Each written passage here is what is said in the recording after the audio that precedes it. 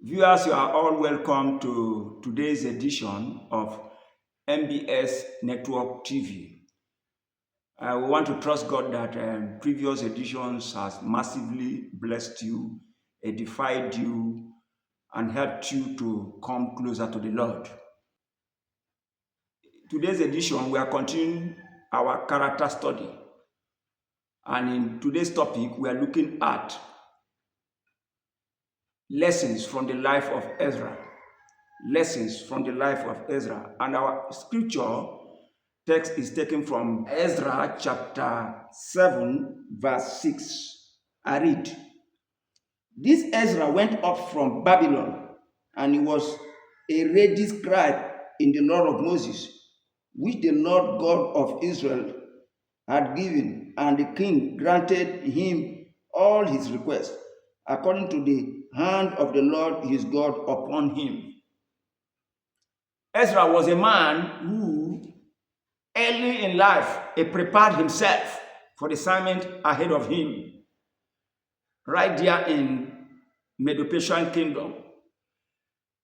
He boldly went to the king when he was ready and got permission to take certain people to Jerusalem. While in Jerusalem, God used him to massively bring some reforms and a revival that changed the lives of people, to the extent that the issue of intermarriage of the Jews with some heathenic wives was stopped, and there was a great change, and it brought a lot of good things into the lives of the Israelites.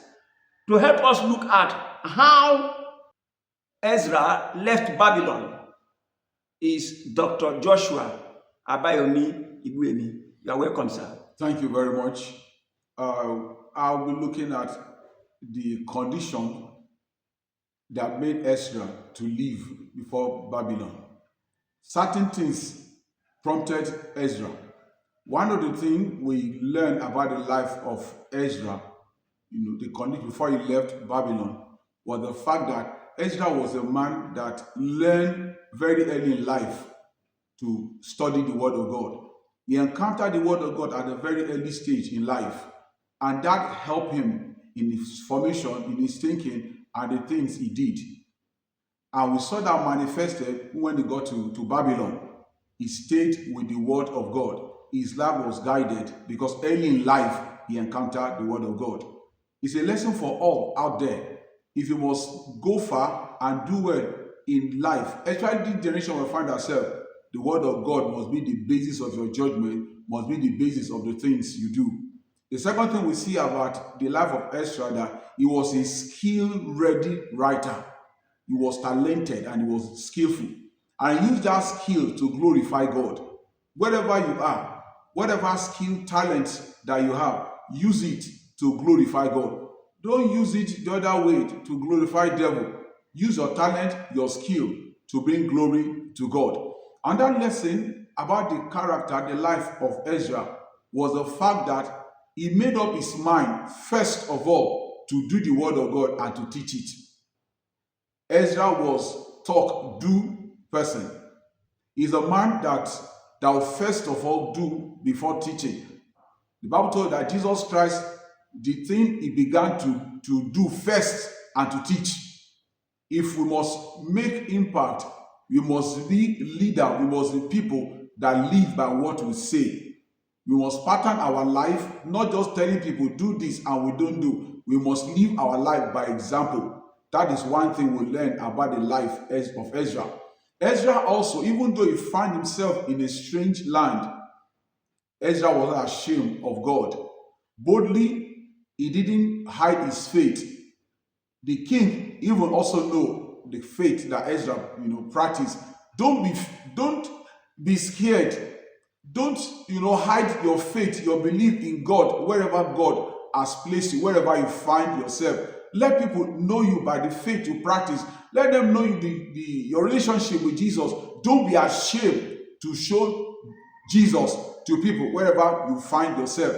Another thing we saw about the life of Ezra was the bold step he took to the king and make request of the king concerning the things needed to be done in Jerusalem. He was bold at it.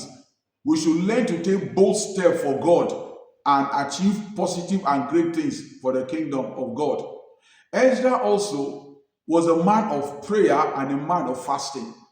When Ezra needed security, he didn't go to the king. He trusted in God. He prayed, he fasted, and God showed them mercy. God protected them and delivered them, from that trip. No evil befell them. Wherever you find yourself, prayer, fasting in God, it is key. If God does not help a man, nobody can help you. So don't depend on anybody, but let your trust be in God wherever you find yourself.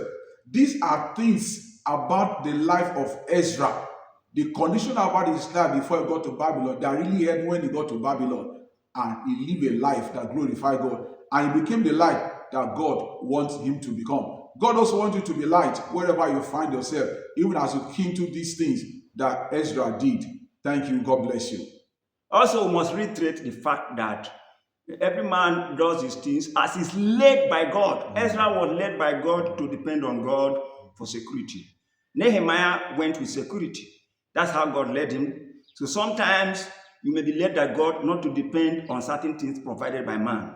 Sometimes you may be led otherwise. You can depend on what people send, but God will choose your heart to also look at what happened with Ezra when he got to Jerusalem. Is Pastor Isaac Omorodon. The first thing is that when Ezra was leaving for Jerusalem, leaving Babylon for Jerusalem, he was given vessels of gold and other material and silver and other materials that were taken from the house of God to Babylon. And we discovered that this man delivered this thing faithfully when he got to Jerusalem. He did not keep part of them. But today we see a lot of Christians are no more faithful, more especially when it comes to the issue of money and material things. Friend, I want to let you know that faithfulness is one of the key in Christianity. And wherever you find yourself, whether in the office, whether in business place, whether in the church or anywhere, make sure you are faithful. There are Christians that have been giving money to go and empower other Christians, but when they get there, they use the money for themselves and give just pittance to those they are supposed to empower. And as a result of that, those people continue in their poverty and struggle. This is not right. We must be faithful in anything we are doing, even in an aspect of money and other material things.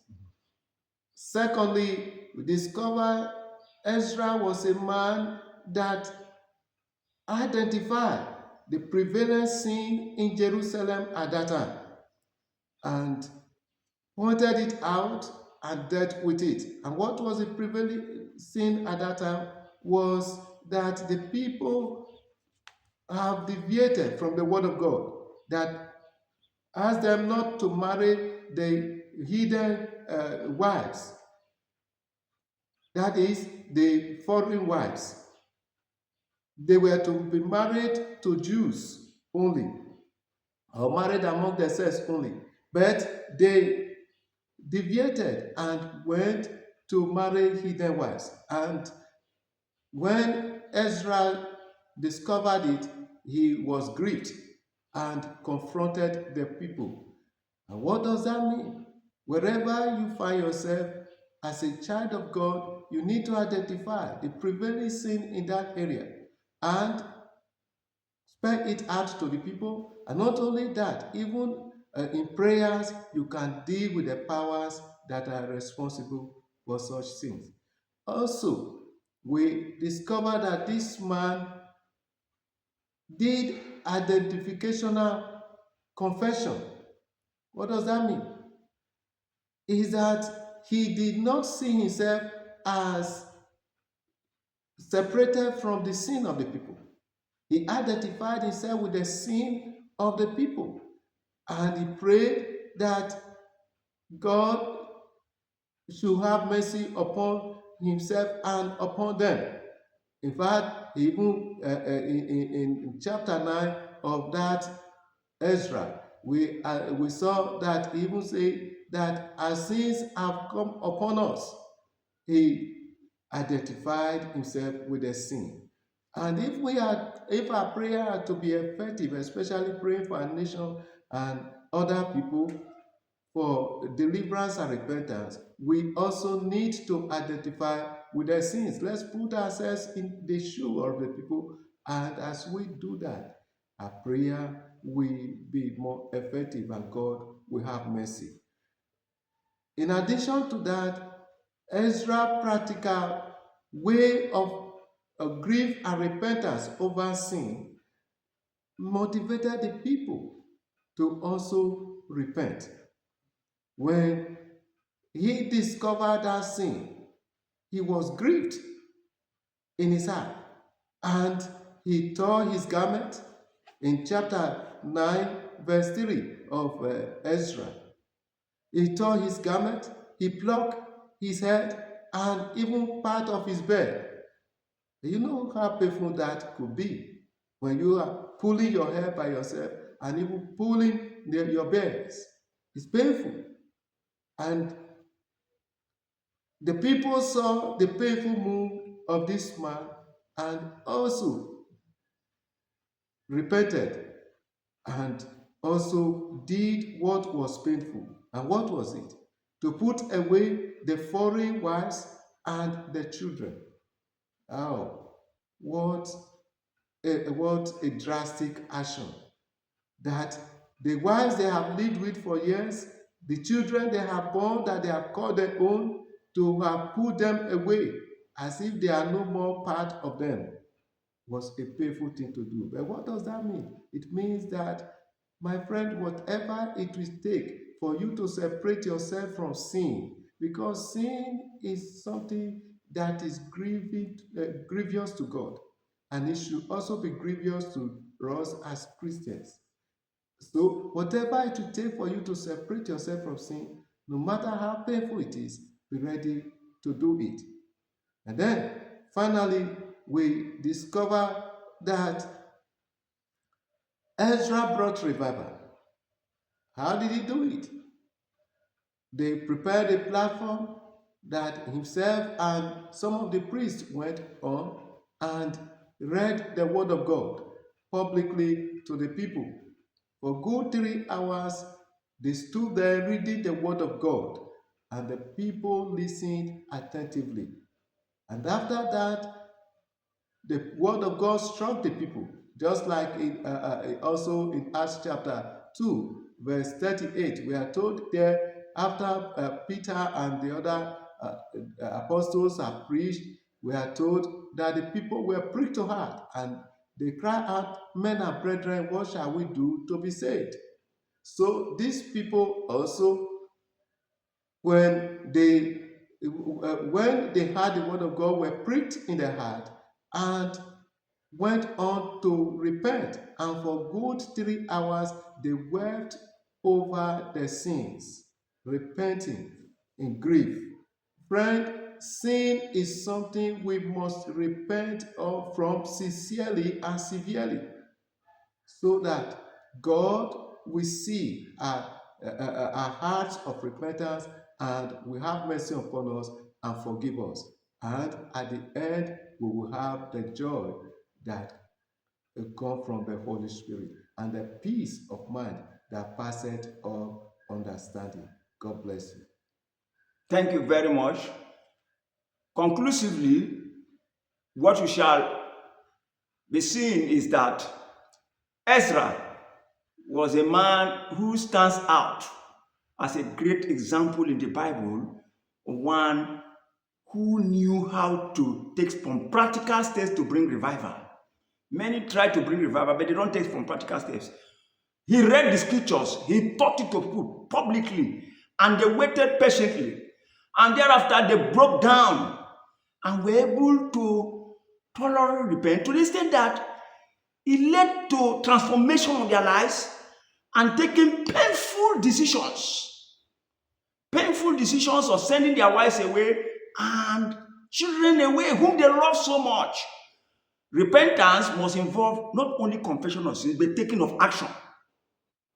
And that brings what brings revival. Today, repentance is only just mouth confession, and it doesn't lead to the heart, and so it doesn't lead to us taking some practical actions. May the Lord help us as we learn lessons from the life of this great man of God called Ezra. In Jesus' name. Amen. Thank you, Father God, for this time out. Thank you, Father God, for what we have gleaned out from the life of Ezra.